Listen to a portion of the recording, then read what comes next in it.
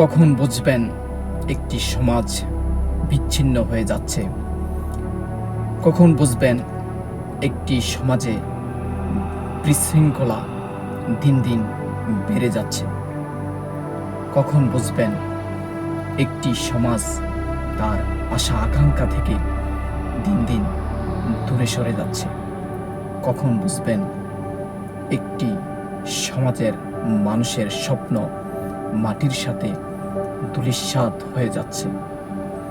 যখন দেখবেন সেই সমাজের একটি নির্দিষ্ট গোষ্ঠী, একটি নির্দিষ্ট দল বিভিন্ন উপদলে বিভক্ত হয়ে যাচ্ছে, যখন দেখবেন তারা তাদের নিজেদের নেতৃত্ব কর্তৃত্ব বজায় রাখার জন্য সমাজটাকে বিচ্ছিন্ন করে দিচ্ছে,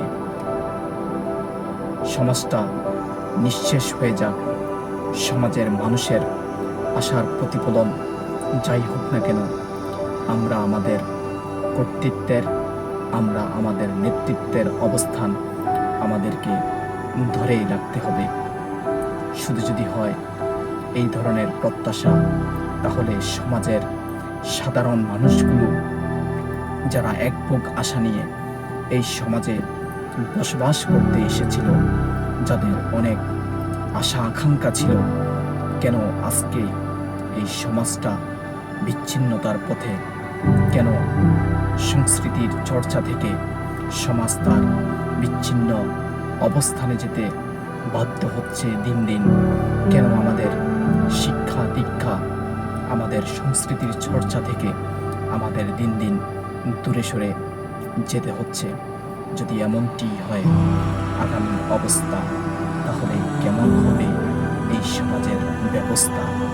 প্রশ্ন থাকল সকল সমাজপতিদের কাছে, যারা সমাজ গড়ার দায়িত্ব নিয়ে থাকে সাধারণ মানুষের কাছ থেকে, কিন্তু ওনারাই যদি হয়ে যায় সমাজ বিভাজনের মূল উপাদান, তাহলে সর্বসাধারণ কোথায় যাবে, কোথায় অবস্থান নেবে?